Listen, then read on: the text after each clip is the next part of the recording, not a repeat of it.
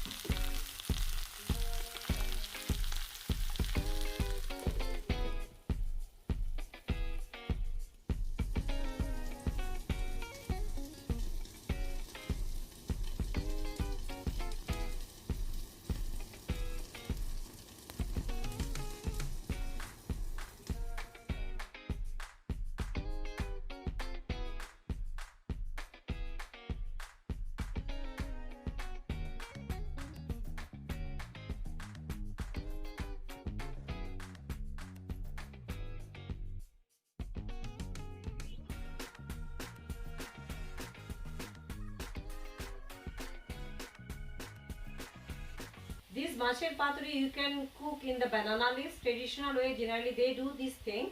But if you use pumpkin leaves or bottle gourd leaves, you can eat those leaves as well. You don't have to throw the leaves. So